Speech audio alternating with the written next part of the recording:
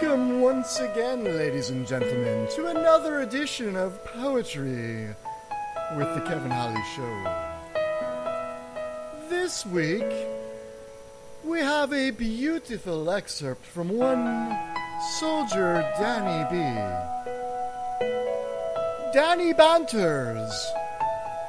I told the pizza guy to fuck this bitch up with bacon. The pizza man's response, I'm gonna murder that motherfucker with bacon. That sounds delicious, Danny B.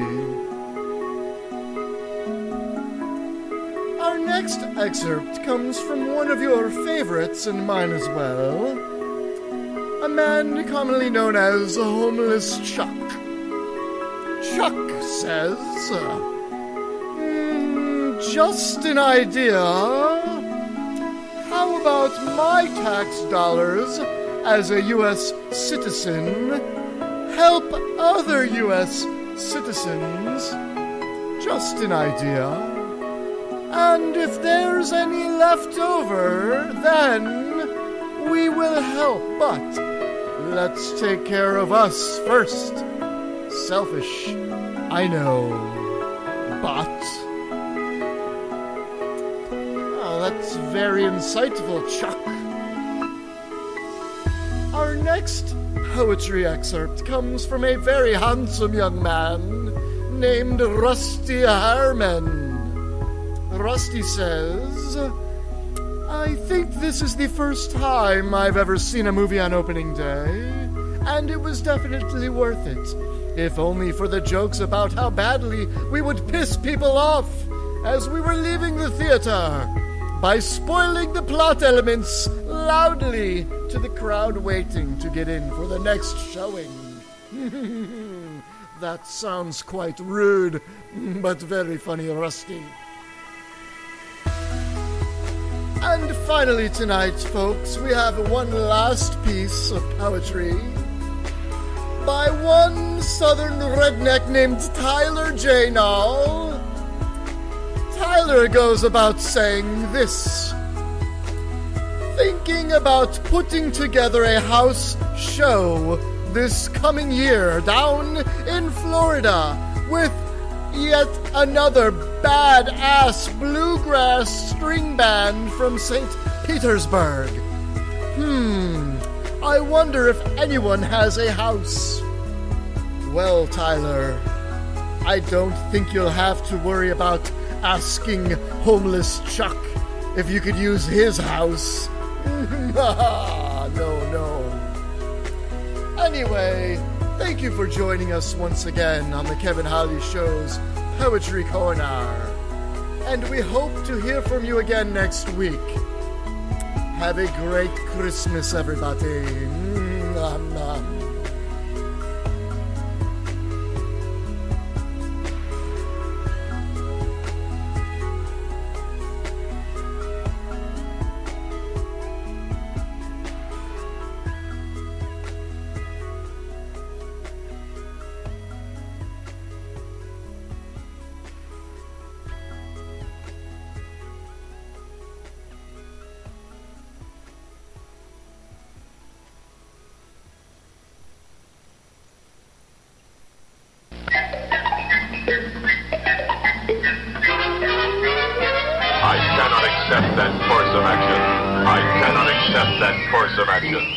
My computer is the best on earth. Does not compute. Does not compute. Danger, Will Robinson, danger.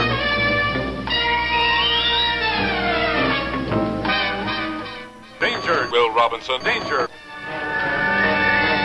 Danger, Will Robinson, danger. I am here. There it is. Sorry about that. Can you hear me now? I can hear you now. You are loud and clear, my friend. That's awesome. We've got Sean Raz, Conspiracy Man, live on the Kevin Holly Show. I cannot wait to talk to you, my friend. How you been, man? I've been doing good. Yourself? Great. Really good. Yeah, absolutely. You're on with me and Jay. We're going to turn Chuck and Pops down here for a minute so that we can get a clear... there we go. How you doing, Sean? I just started looking at some of the stuff you have on Facebook. A lot of really good, interesting points, man. especially one that has raised my attention is the contrails. Yes, the famous contrail, chemtrail, geoengineering, solar radiation management argument. Right. How about it, man?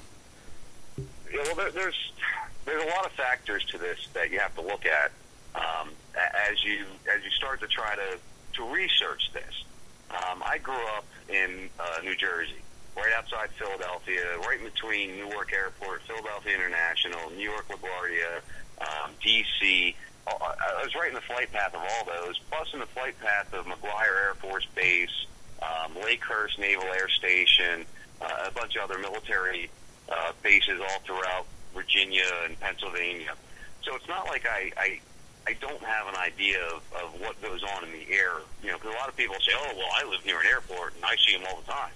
It's a big different thing that you're looking at when you talk about it that way. So one of the biggest factors I find with the chemtrail argument, with the chemtrail discussion, is that the word itself scares people away. That's why you'll hear people say solar radiation management or geoengineering. Those are words that scientists are using. Those are words that they are discussing using to stop the global warming epidemic, whether you believe in that or not. Right So on. it's directly tied in with global warming. It's an entire political agenda, basically. Oh, by far. Well, And I I'm mean, sure- basically, it is a complete and total political agenda, not basically. Okay, so is this on a national level in the United States, federal? This is something that's going on around the entire world, then? Well, before we get into where it's going on and how it's going on, let's get into what it is we're trying to discuss here. Yeah, like what we're talking about is a lot of people look up and they'll go, you know, I remember being a kid. All right, I'm 40 years old. I remember being a kid and laying on the grass when I was about 6, 7, 8 years old, and my friends and I would pick out planes in the sky, and we would have races. And we would see which one of our planes, which was leaving the short little line behind it, would win the race. right. And the lines were short. They never were more than 3 or 4 plane lengths behind the airplane. I never saw these lines that went horizon to horizon, spread out into these weird clouds we're seeing nowadays. So that's my basis on my belief of it. Now, I was a Navy SEAL cadet when I was 13 to 18 years old. I trained as an airman when I was there, which means I trained with aircraft. I learned about the workings of aircraft. I went into the Army when I was 23 years old. Nice. I didn't really do any aircraft training there, but I was involved in a lot of different things in the military, is the point I'm trying to make. I was an EMT for 10 years, a volunteer EMT in the town I lived in New Jersey. So, you know, when people look at me and they want to call me a crazy conspiracy guy, I want to make sure people understand that, you know, I've had some experiences when I discussed these things. You know, I wanted to be a pilot. My wife actually has 800 hours of flight time. Nice. So when she discusses these things, yeah, she was a Civil Air Patrol when she was a young teenager. Sean, I got to So tell you, that- I got to tell you real quick. I was a member of the Civil Air Patrol. I lived for about 8 months in Washington State, right in Gig Harbor, right out of Seattle. I was also a member of Civil Air Patrol. It only lasted about eight or 9 months, but kudos to her. So just wanted to say that. Yeah, thank you, man. I appreciate that. You know, and all I'm trying to do is just try to put there's a lot of people out there, and I don't know, Kevin, who listens to your show, but I know you're a Shannon Burke fan. I know that's where you found me at, Yeah. and how we became communicating with each other.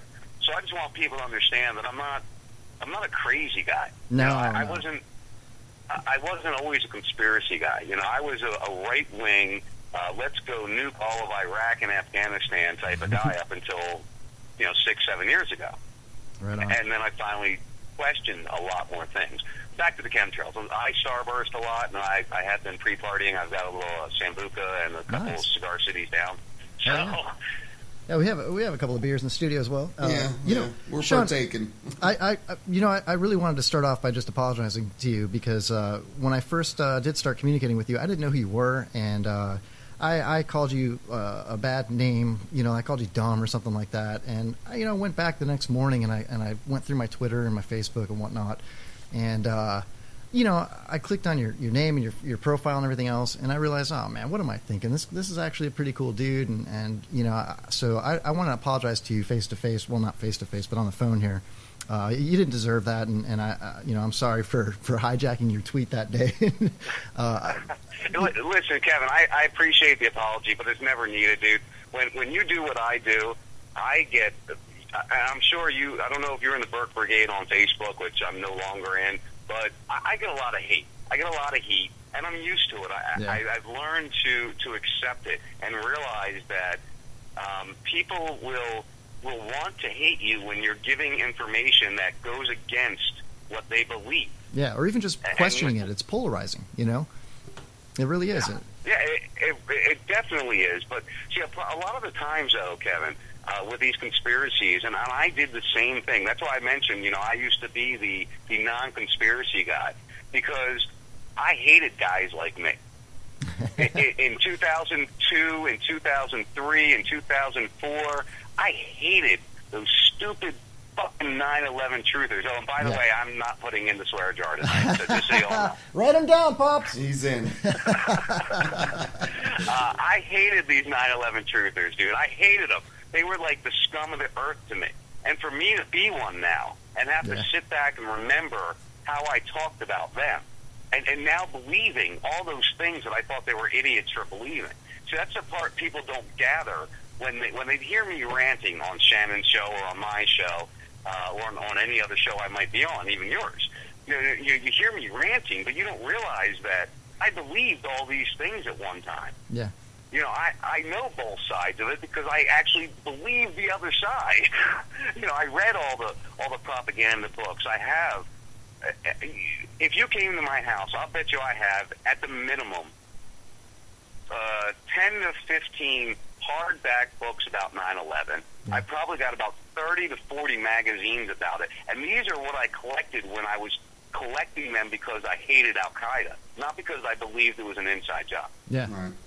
Yeah, you know, I was really against even listening or giving anybody a chance to talk about how it may have been a conspiracy or whatnot. But, you know, and I don't really want to get into the 9/11 stuff right now with you, but...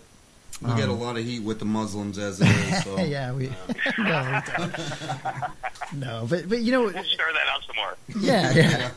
But, you know, looking at building, what was it, Building 7 that came down, but more importantly for me, is the only thing that I've even really given a chance at this point in my life, and I'm 40 as well, is and I was just YouTubing this after looking at your stuff on social media, is the Pentagon, the lack of video footage, and, you know, the cruise missile that looks like an American Airlines missile and things like that. It's just like, it doesn't really add up. Why are they hiding it? I don't understand it, you know, so... I'm starting to listen more, is what I'm trying to say. You know what I mean? I'm starting to listen a little bit more, open my mind a little bit. I hate to you know, even think that there would be any kind of conspiracy with that. But, man, it's a fucked up world we live in, you know? And all these... and that's the problem.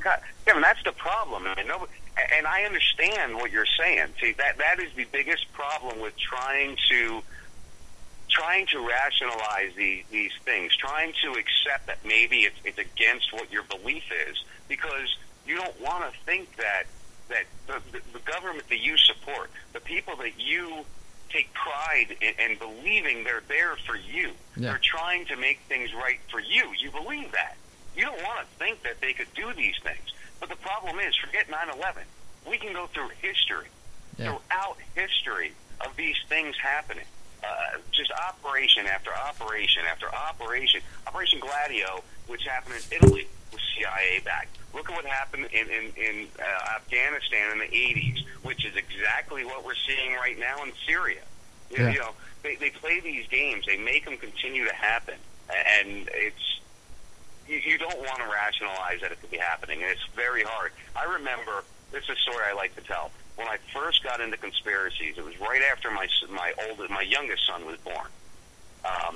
It was 2008. And I started, I got angry because I didn't want a black man as our president. I'll be straight up honest. It was racism that drove me into all this. I was so angry that this black guy became president,